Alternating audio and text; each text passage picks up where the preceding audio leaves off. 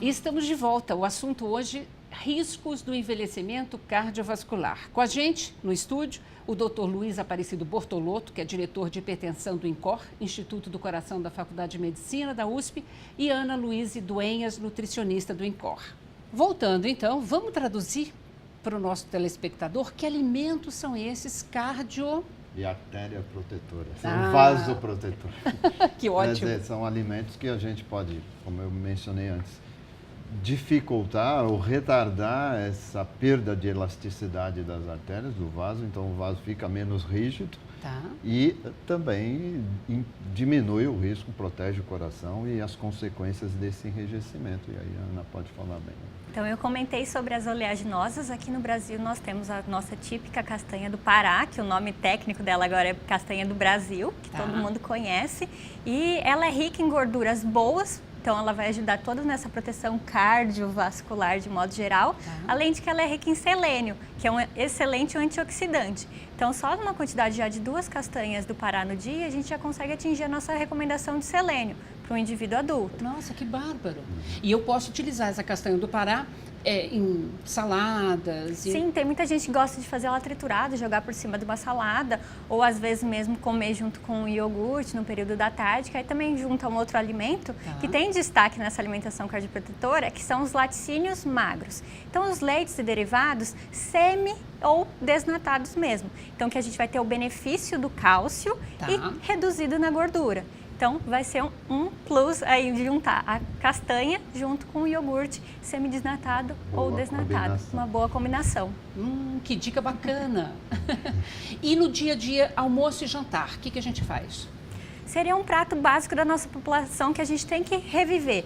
Sem dúvida, a nossa combinação arroz e feijão, ela é riquíssima, porque as proteínas que não estão tão presentes no arroz, elas estão no feijão, que é uma leguminosa muito interessante para a gente trabalhar. Então, se a gente for reviver nosso hábito do arroz e feijão, é o ideal que a gente tenha, sempre saladas, verduras, legumes, do modo geral, da sua preferência, sempre que possível, a crua, para ter mais esses micronutrientes disponíveis, que no processo, na cozinha mesmo, quando a gente vai cozinhar esse alimento, ele acaba perdendo um pouquinho.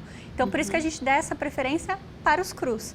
Mas então, salada e aí, se possível, uma fonte proteica animal, que seja uma carne magra, ou um peixe, o frango, ou mesmo uma carne de porco ou de boi que seja mais magro, que a gente tem diversos tipos que são mais magros. Exemplo de carne magra, patinho, mais acessível também. Ah, que legal! E pensando dos peixes, peixe natural que a gente tem no Brasil, que tem até uma quantidade considerável de ômega 3, seria a sardinha, que consegue comprar até na feira com preço mais acessível. Muito bacana. E o ovo, que todo mundo fala? Tem tempos que falam o ovo é um vilão, tem tempos que falam, né, o contrário. Pode ou não pode? Recomenda-se? Tem recomendação do ovo. O ovo, inclusive, ele tem um alto perfil de proteínas boas. Ele é super recomendável, sim, pensando nesse perfil de proteínas. O que não é o desejável? Que a gente faça a preparação frita desse ovo. A gente faça um omelete ou um ovo cozido. Então, que a gente trabalhe o ovo com outra forma, sem ser o frito. Claro que ele tem uma quantidade de colesterol, mas nada muito alarmante. Comendo numa quantidade de 1 a 2 unidades por dia não seria o nosso problema. Pensando nessa questão de proteção e prevenção desse enrijecimento do vaso, hoje uma das buscas, e a dieta tem um papel importante, isso tem sido motivo de investigação, é que tem algumas populações que foram identificadas em que, por essas medidas que eu falei, medidas não invasivas, eles estão vendo nesses estudos que essas populações, para faixa etária que se esperaria um enrijecimento, um aumento dessa rigidez do vaso, e essas populações não apresentam esse aumento. Exemplo, e aí isso lá fora? Isso fora, mas tem aqui dentro também. Já tem no Brasil esse estudo? É assim, é uma extrapolação. Não, no Brasil não tem. Por que eu falo extrapolação? Porque já foi visto entre os aborígenes, por exemplo, na África e na Austrália, que eles têm o vaso menos rígido do que pessoas que não são aborígenes da mesma idade. Então, quais são os hábitos? Exercício, a dieta, etc. Um estudo muito interessante que foi feito, eu vi e foi publicado, foi com as japonesas que fazem pesca de pérola embaixo do mar. Então, eles viram que essas japonesas idosas têm um vaso muito melhor do que as outras que moram na mesma região, mas que não fazem esse tipo de atividade. Ou seja, a atividade física é outra medida fundamental. E aí eles questionam até a atividade física na água, né? Porque elas fazem mergulho. pesca, mergulho, e fica o tempo todo embaixo d'água para pegar as pérolas das ostras, etc. Então, é um tipo de... A visão para a gente aprender a como envelhecer melhor é saber por que algumas pessoas não envelhecem o vaso ou envelhecem de uma forma mais saudável. Mais saudável, né?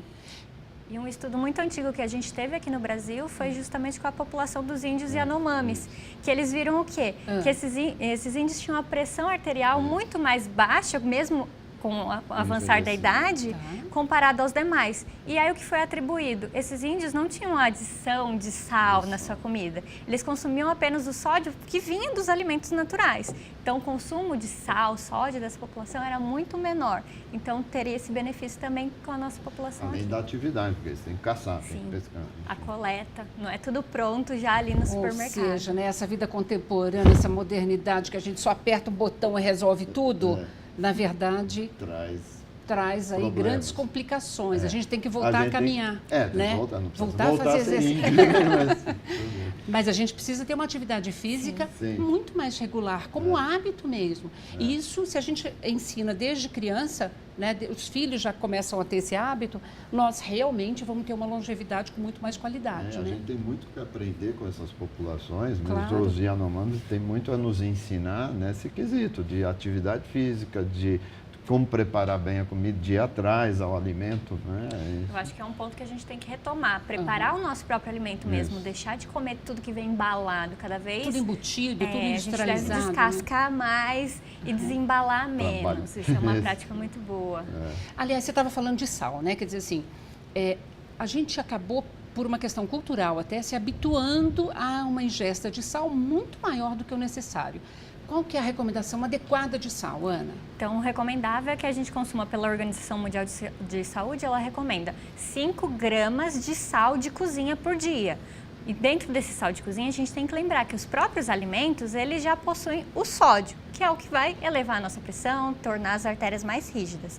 Então, pensar que os alimentos já vêm com uma quantidade de sódio embutido, então restam 2 gramas de sal para a gente adicionar no nosso dia inteiro. Então, seriam as duas recomendações, a recomendação de 2 colheres de chá, que vai ser a adição do sal de cozinha no nosso dia a dia. Isso para eu utilizar o dia todo? O dia todo. Então, por isso que a nossa população está consumindo muito acima.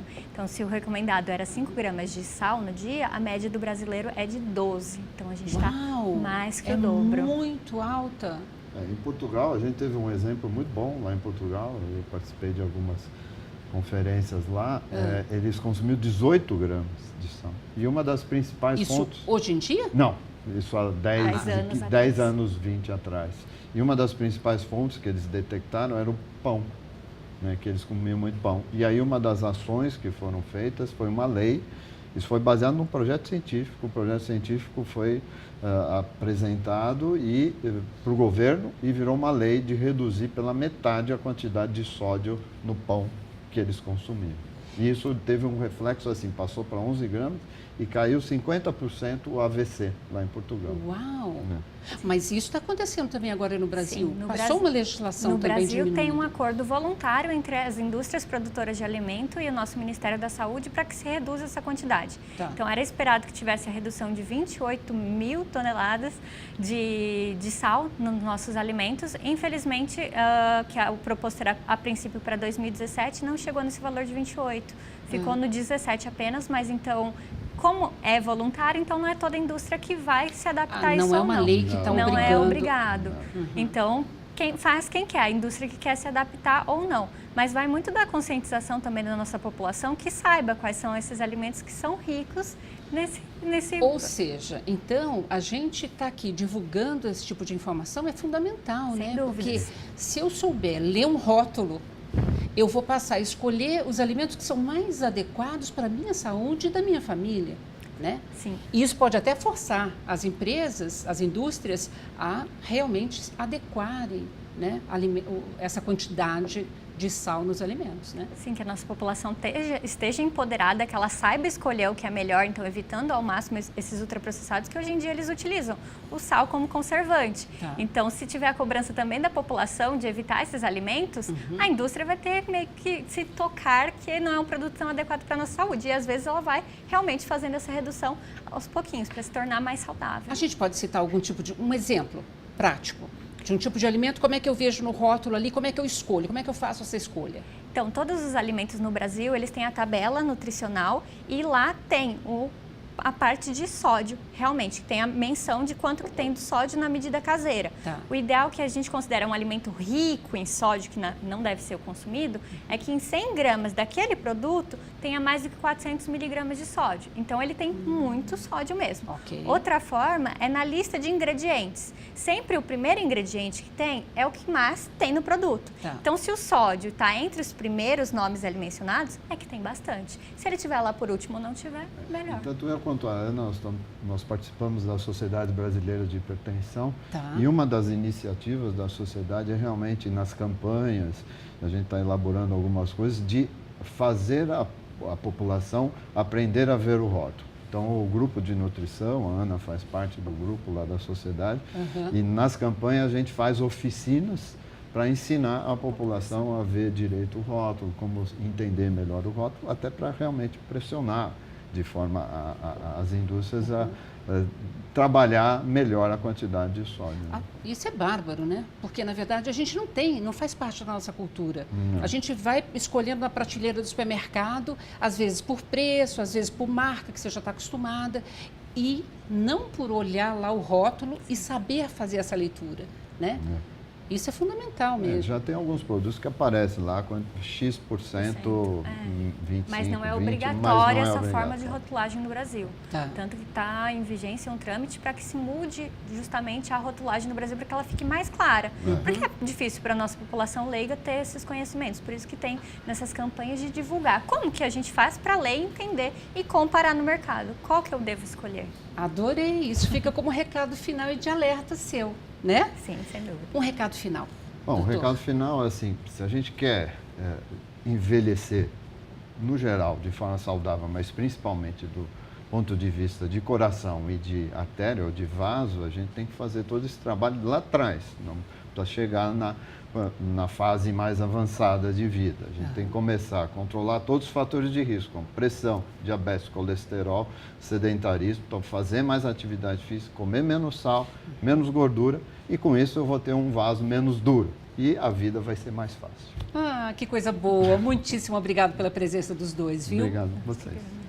Bom, eu agradeço a você também que acompanhou esse nosso bate-papo. E se você quiser rever esse ou qualquer outro dos nossos programas, acesse saopaulo.sp.leg.br/TV Câmara SP ou um dos nossos canais nas mídias sociais. TV Câmara São Paulo, assista, fique sabendo.